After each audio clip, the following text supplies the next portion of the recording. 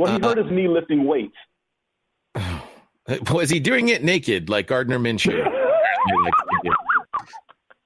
The legend of Gardner Minshew continues to grow. As I mentioned before, he apparently tried to break his own hand so he could play an extra year of college football with the medical redshirt rule. No, he didn't. Yeah, apparently he tried. He admitted it. No, he didn't. In a press conference, talked about it. Basically, his closing line was, "Yeah, it was stupid, but I mean, you talk about, would you do anything you could to play more football?" And there's your answer. So Gardner Minshew, say what we want about him as, the next porn star, working out naked.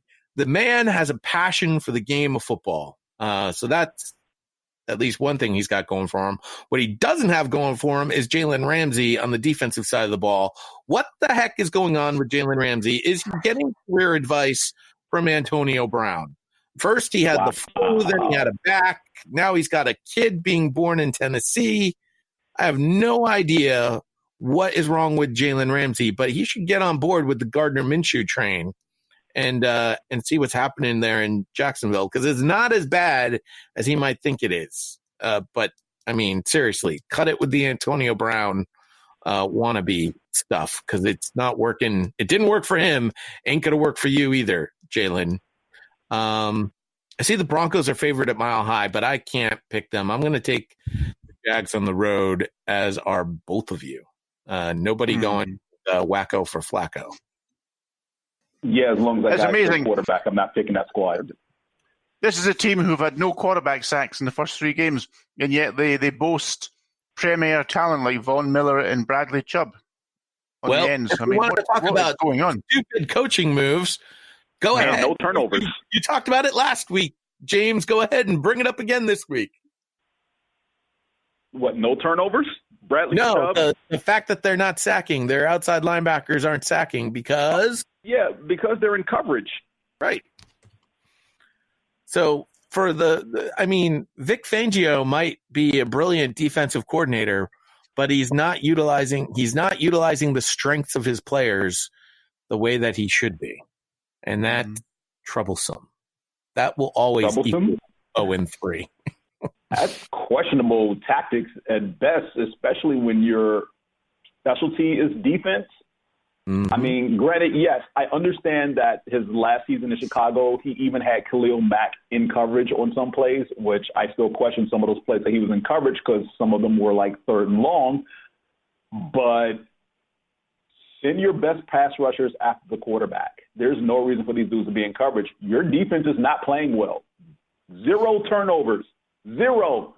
Pod, I'm pretty sure you have an anecdote about the last time a team through 3 weeks of the season had no turnovers. I actually don't have one. I wish I did. Oh, shame on you, Pod. Yeah, I should. I feel shame. I do. I've never understood the idea of a coach coming in and going, this is my system. It's a proven system. We're going to work with this particular system, instead of looking at the players and going, oh, you do this extremely well. Why don't you continue to do that? Or at the very least, be like, oh, you're a great pass rusher, but I need you in the position that you play to be in pass coverage. Well, I'm just going to have to trade you for a guy that's going to be just as good, except he's going to fit my system better. Like, if you have a system that works, then you have to have players that work in your system. And if you don't, then you have to make the adjustment as a coach. And guess what? You're a professional coach. Your job is to make that adjustment. So make the adjustment already. Stop trying to force these guys to do something that they can't do. You need to do the right things with these guys. Great coaches, give them smoothies, that sort of thing. Jay, it's interesting you make that argument. I've been making that about offensive head coaches and the quarterbacks for years.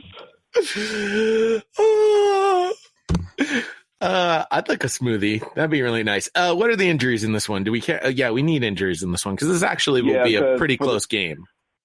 Yeah, Jacksonville has tight end Josh Oliver with a hamstring. He didn't practice. Miles Jack is in concussion protocol. Chris Conley has a knee injury, and DJ Alexander is listed as questionable. For the Broncos, Jawan James, tackle, is out. Emmanuel Sanders, Royce Freeman, Kareem Jackson, Bradley Chubb are all listed as questionable for Sunday, along with defensive end Derek Wolfe, Bryce Callahan, cornerback, is out. There you go. Maybe Bradley Chubb is injured on purpose, like Gardner Minshew once tried to do to himself. Sunday Night Football God. features the Dallas Cowboys at the New Orleans Saints. The Cowboys are 4th in our power rankings. The Saints are 7th, which I found quite surprising.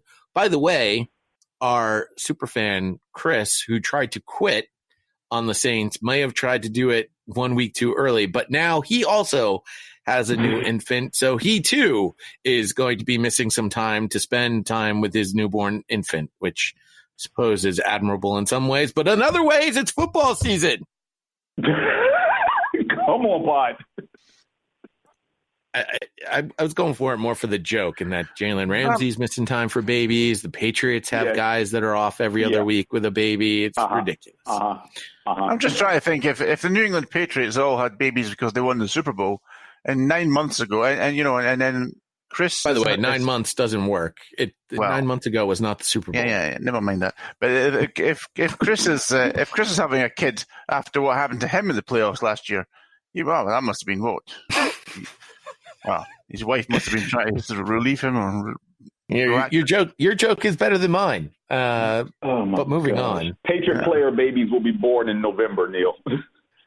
Undefeated Cowboys team looks great offensively, and the Saints, without Drew Brees, didn't do too badly with Teddy Two Gloves, but that's where the comparison ends. The Cowboys D allows 336 yards per game. The Saints D is allowing 436 yards per game. I'm going to take the Cowboys here in the Dome. Neil agrees with me. The power rankings agree with me, but James is going with Teddy Two Gloves. Come on, James. Yeah, I have to go with the rejuvenation of energy in the Saints. Look, what? Hold on. He threw for less than 200 yards. The rejuvenation of energy. Look, let me finish. What is this? Star Trek. You go into Seattle. Breaking news, Case Keenum out of the boot. So what? Somebody hit James with a place you're not supposed to win, and you put up 35 on the Seahawks in a place where you weren't supposed to even be competitive because you're playing with Teddy Bridgewater. Best case scenario is supposed to be a hard-fought, close game and maybe squeaking out a 1-point victory or something of the sort. But to go in there and both sides of the ball dominate the Seahawks at home in Seattle, I'm giving pause to their demise. They're at home. And, yes, I do know what Dallas is. I'm not saying the Seahawks are going to blow out Dallas. I expect a highly competitive game. I expect it to be close. I'm just giving home field to the New Orleans Saints. But James, what we saw in week 1 where the Bengals pushed the Seahawks right to the wire, didn't they? I mean, really pushed them. And we know now that the Bengals appear to be the Bungles that we know and love. And I wonder, is that a good way to judge them? A performance against the Seahawks, who don't look that great right now.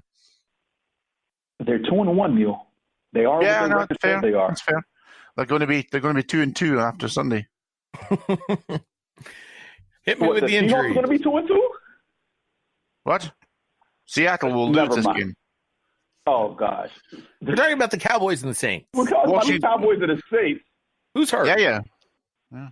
For the Saints, Caden Ellis, linebacker, has been placed on injured reserve. They do have Zach Line, fullback, who's questionable. Center Will Clapp, guard Larry Warford, tackle Taron Armstead, and wide receiver Traquan Smith are all listed as questionable, along with defensive tackle Sheldon Rankins. For the Cowboys, Xavier Woods, Tavon Austin, who's still in the concussion protocol, Zach Martin, Amari Cooper, Tyrone Crawford, and Michael Gallup are on the injury report. To note, though, Michael Gallup is still out because of his knee injury. Linebacker Luke Gifford is also on the injury report as well. Amari Cooper is nursing an ankle injury, so that's something to keep an eye on. Do you think by the time, I know obviously Kevin's not here and we can't go into the reasons why he's not here today, Jay, but just do we think Kevin will have sobered up by the time this game starts? Can't go over the reasons why. Is he also having a child that we didn't know about? I think it's the alcohol, isn't it? I mean, is he out? Maybe he'll sober up by Sunday. Hope he sees the game. The Monday Night Football game, you want to talk about one that you don't want to be sober for. The Cincinnati Bengals are at the Pittsburgh Steelers. The Bengals 31st in the power rankings, the Steelers 26th. The Steelers are favored by 4 in this game. Both these teams 0-3, despite the fact the Steelers have won the past 7 versus the Bengals. This season, the Bengals are averaging more yards per game, 350 to 269, allowing less yards per game, 406 to 442. So I'm going to go with the guy who ends all our shows. I hope you heard that, Andy Dalton. I'm taking the Bengals here in an upset.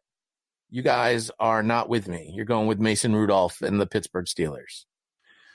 No, you lost me when you said less yards and not fewer yards. But the overall, I would say, I mean, this is one of those games where the telecast will say somebody's going to get off the schneid and get a win tonight and not be 0 for 4. Actually, this is going to be a tie, isn't it? You can see these teams are both that bad.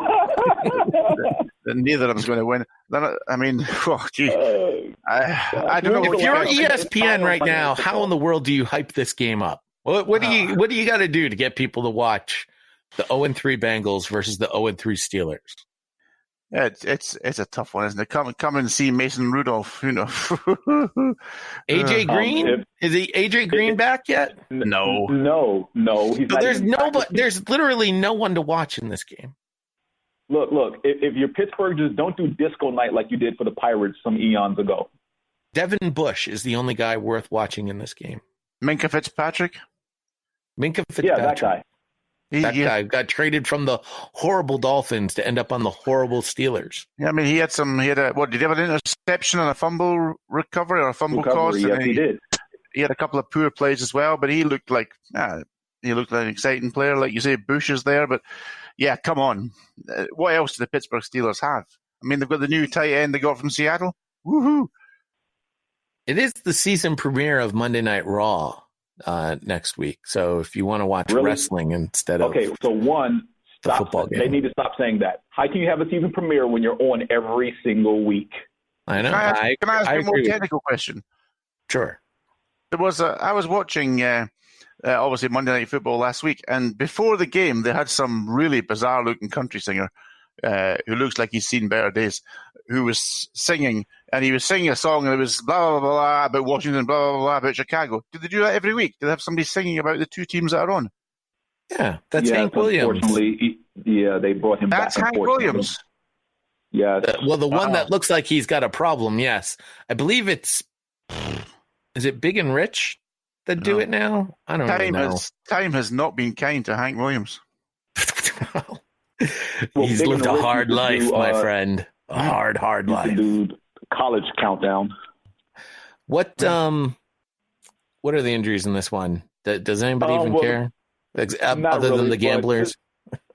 For the sake of consistency or lack thereof, the Pittsburgh Steelers, they placed Xavier Grimble tight on the injury reserve, and Vance McDonald is probably not going to be available due to a shoulder injury, hence the trade. But Nick Vannett. Go out and get your Nick Vannett.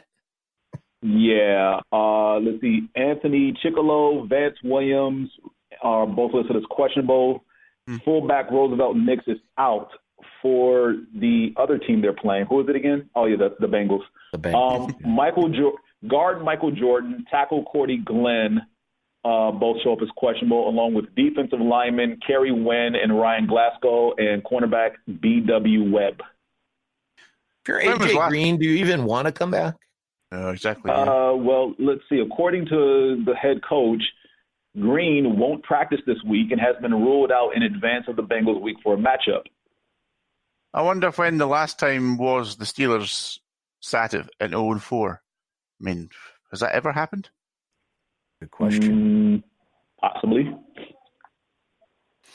It's a good question. One which will have to be investigated next week when they are actually 0-4. For now, somehow we had one less game to talk about. Jay. What's that?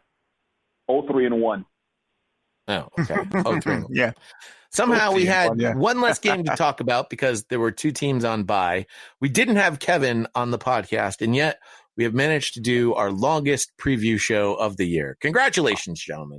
Well, but having said that, you did twice compliment us on our intelligence, so clearly Kevin's having